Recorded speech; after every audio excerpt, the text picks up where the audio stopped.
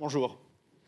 La révolution numérique a transformé notre manière de communiquer, de créer de la richesse, et est aussi en train de changer notre façon de rétablir l'ordre ou de le détruire.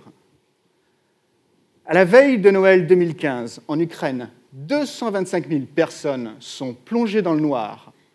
Une trentaine de stations électriques ont été stoppées à distance, grâce à la coopération entre l'Ukraine, les États-Unis, mais aussi tout un groupe d'acteurs privés de la cybersécurité. On a pu comprendre que ce blackout avait été provoqué par une cyberattaque, peut-être russe.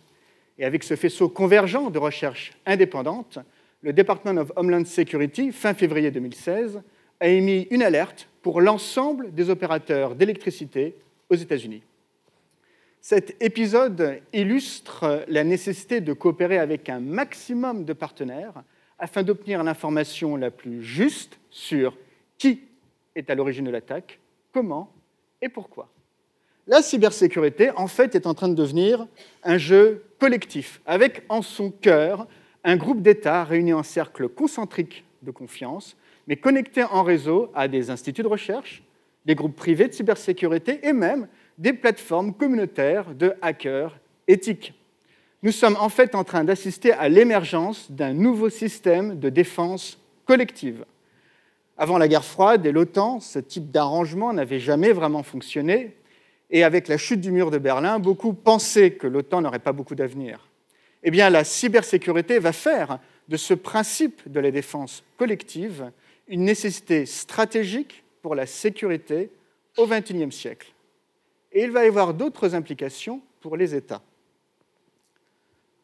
En 2013, des dizaines de banques américaines sont victimes d'une attaque informatique de déni de service, peut-être iranienne, mais à l'époque, le gouvernement américain n'accuse personne. 3 ans plus tard, l'enquête officielle terminée, le FBI et le Department of Justice émettent un mandat d'arrêt international contre 7 hackers iraniens très précisément identifiés. La représaille n'a pas été militaire, elle a été juridique. Les attaquants se croyaient protégés par l'anonymat du web. Le pouvoir, c'est de montrer que l'on connaît la vérité. Et pour un État, rétablir la vérité, cela veut dire rendre la justice. Cela va transformer le rôle des États.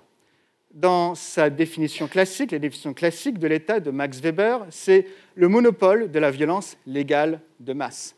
Mais dans le cyberspace, la violence, c'est la capacité à changer un 0 en un 1 et vous faire croire que c'est un 1 alors qu'en fait, c'est un 0. C'est ce qu'on appelle les attaques sémantiques. C'est la corruption de la donnée et de la vérité. Dans une audition publique au Congrès en septembre 2015, le directeur of National Intelligence, James Clapper, a affirmé qu'à l'avenir, la principale menace ne serait pas la fuite ou la destruction des données, mais leur corruption. Rétablir la vérité va devenir le premier rôle militaire de l'État. Et si l'avantage militaire, c'est cette capacité à rétablir la vérité, à travailler en réseau, eh bien, cela pourrait bouleverser les hiérarchies mondiales. Dans un classement en 2015 des nations les plus aguerries en cyberdéfense, les premières nations à émerger étaient les pays scandinaves et la Suisse. Dans un classement en 2012, les pays en tête étaient des États scandinaves et Israël. Et aujourd'hui, Israël, avec juste 0,1% de la population mondiale, c'est déjà 8% du marché mondial de la cybersécurité. Ces classements font écho à ceux du World Economic Forum, qui font de la Finlande, un État scandinave, de la Suisse et d'Israël les 3 pays les plus innovants au monde. Dans ce contexte, le pouvoir respectif de chaque État pourrait changer. Avant la révolution industrielle, la principale richesse, c'était la terre agricole, une ressource limitée. Plus il y avait d'habitants, moins il y avait de richesse par habitant. Et alors, pour avoir plus de richesse, il fallait prendre la terre de l'autre, par l'usage de la force. Les nations les plus influentes étaient en fait les plus menaçantes. Mais dans le cyber, la richesse, c'est les réseaux. Et les réseaux, eux, suivent la loi de Metcalfe. Plus il y a d'utilisateurs, plus la richesse par utilisateur augmente. Et dans ce contexte, les nations les plus influentes ne vont pas être les plus agressives, mais les plus coopératives. Peu importe votre taille, le pouvoir va dépendre de votre talent, de votre utilité pour autrui et aussi, bien sûr, de votre ouverture et de votre connectivité au monde. Dans cette situation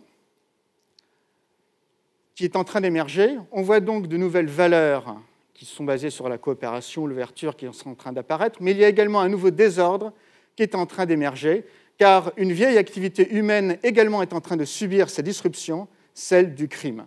Et aujourd'hui, le cybercrime, ça paye. Oubliez les caisses de banque à l'ancienne avec cagoules et mitrailleuses.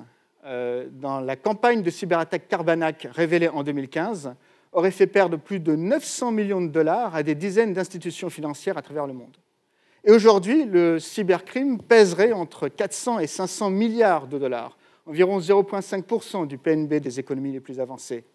Mais avec l'essor des objets connectés, de la robotisation, on pourrait peut-être atteindre jusqu'à 2000 milliards de dollars, soit 2 à 3 fois le poids de l'économie illicite de la drogue. Si ce parasitage est incontrôlé, nos économies s'effondreront, avec beaucoup de difficultés. Et nous pourrions aussi basculer dans la violence de masse. Dans un monde programmable, on peut mourir parce qu'une voiture ou une pompe à insuline a été reprogrammée avec un effet malveillant. Et si ce n'est pas une voiture, mais 1 millier de voitures qui sont reprogrammées à la même heure, dans le même pays, eh bien nous serons face à un nouveau type de terrorisme de masse. Cette menace, les armées le comprennent d'autant mieux qu'eux-mêmes s'équipent en robots, en objets connectés. Depuis 2012, plus de 30% des véhicules aériens utilisés par l'US Air Force sont des drones. Or, ils peuvent être hackés. En 2011, un drone Sentinel américain s'est posé en Iran, en croyant se poser sur une base américaine dans le Golfe Persique. Donc ce risque militaire n'est plus hypothétique. Dans les silos de missiles nucléaires américains, le Saint des Saints, eh bien, on utilise encore de vieilles disquettes 8 pouces et du vieux matériel informatique, peut-être parce qu'on a peur qu'avec un upgrade, eh bien, tout d'un coup, on serait vulnérable. Ces risques liés aux technologies de l'information vont prendre une ampleur considérable parce que les technologies elles-mêmes sont en train d'accélérer. Entre aujourd'hui et 2022, il devrait y avoir dans un laboratoire civil un superordinateur avec la puissance de calcul théorique d'un cerveau humain. Il faut entre 15 et 20 ans pour ce qu'on voit dans les labos civils, on le retrouve dans le commerce. Alors, dans 20-25 ans, nous aurons tous entre nos mains ce type de puissance-là. De plus, selon certains analystes de l'US Air Force, il devrait y avoir 2000 milliards d'objets connectés dans le monde dans 20 ans. Si juste la moitié d'1% d'entre eux peuvent se déplacer de manière autonome, eh bien, il y aura plus de robots que d'êtres humains sur Terre.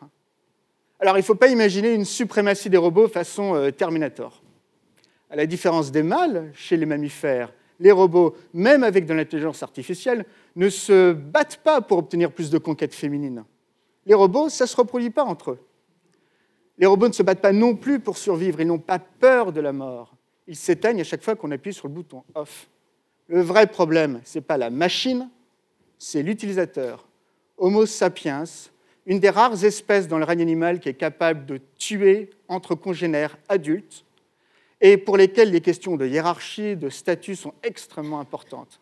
Or, dans moins d'une génération, chacun des membres d'Homo sapiens aura potentiellement entre ses mains le pouvoir des dieux, qu'ils soient créateurs ou destructeurs.